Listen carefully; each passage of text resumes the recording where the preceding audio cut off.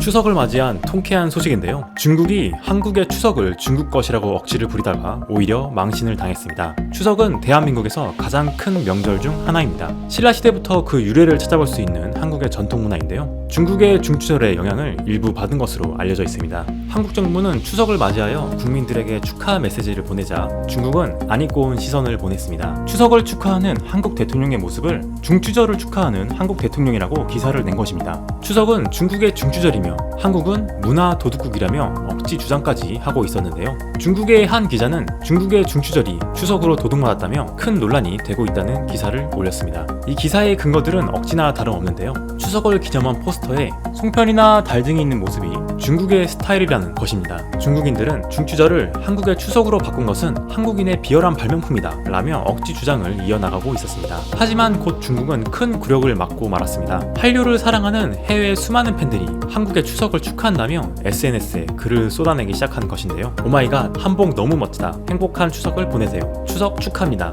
SNS에서는 추석을 축하한다는 팬들의 반응이 끝도 없이 이어지고 있습니다. 해외 팬들이 한국 문화에 푹 빠져 한국의 명절까지 챙기고 한복까지 멋지다며 못을 박아버린 것입니다. 더 재밌는 점은 중국의 중추절을 축하하는 사람들이 아무도 없었다는 겁니다. 한국 문화를 좋아하는 해외 팬들은 많았지만 중국 문화를 좋아하는 해외 팬은 전혀 없었기 때문인데요.